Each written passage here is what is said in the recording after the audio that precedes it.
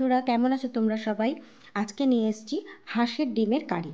তো দেখতেই পেলে প্রথমে হাঁসের ডিমগুলোকে আমি সেদ্ধ করে নিলাম।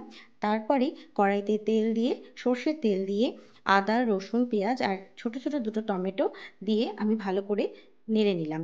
তারপরে মশলাগুলোকে ঠান্ডা করে বেটে নেব। সেই তেলেই আলুগুলো ছেড়ে দিলাম। আলুগুলো একটু নুন, লবণ দিয়ে সুন্দর করে লাল লাল করে একটু ভেজে নিতে হবে। ছোট ছোট আলু দিয়েছি, তাই আমি গোটা আলু রেখেছি। তো এগুলোকে হাফ করেও তোমরা দিতে পারো, যেমন খুশি। তারপরে ডিমগুলোকে আমি ছেড়ে দিলাম। ডিমগুলো একটু নুন হলুদ দিয়ে ভালো করে একটুখানি ভেজে নিতে হবে। যার যেমন পছন্দ সেরকম অনুযায়ী ভাজবে, আমি হালকা করেই ভাজি। তারপরে ওই তেলে তেজপাতা আর গোটা গরম মশলা এবং অবশ্যই একটু গোটা গোলমরিচ দেওয়ার চেষ্টা করবে। তারপরে সেখানে দুটো মিডিয়াম সাইজের পেঁয়াজ আমি দিয়ে দিয়েছি।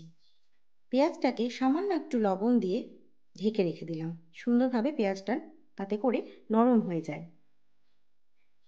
তারপরে ওই বেটে রাখা মশলাটা দিলাম এবং 1 চামচ ধনে গুঁড়ো আর 1 চামচ লাল লঙ্কার গুঁড়ো দিয়ে আবার ওই মিক্সিং বলে অল্প একটু জল দিয়ে আমি রান্নার মধ্যে দিয়ে দিলাম। তারপরে সুন্দর করে শুধু কষাতে হবে। এর মাঝে দিয়ে দিতে হবে লবণ, হলুদ, সামান্য একটু মিষ্টি। তারপরে একটু ঢাকা দিয়ে ভালো করে কষাতে হবে। দেখো কি সুন্দর চারদিক দিয়ে তেল বেরিয়ে এসছে।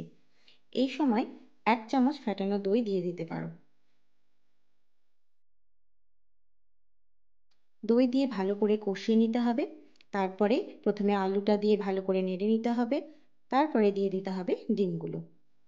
ডিমগুলো দিয়ে খুব সুন্দর করে কষানোর মতন করে সুন্দর করে গামাখা গামাখা করে কষাতে হবে। তারপরে উষ্ণ একটু গরম জল প্রয়োজন যতটা লাগবে ততটা দিয়ে, যদি বেশি ঝোল রাখো তাহলে সেরকম, আর যদি একটু কম রাখো সেরকম।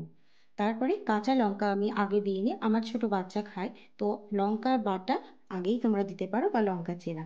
আমি লাস্টে দিই, ফ্লেভারটাও একটা ভালো আসে। তো দেখতেই পাচ্ছ আমার রান্নাটা কতটা লোভনীয় হয়েছে।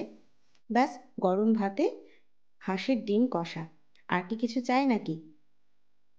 ভিডিওটা ভালো লাগলে অবশ্যই একটা লাইক করো। Thank you.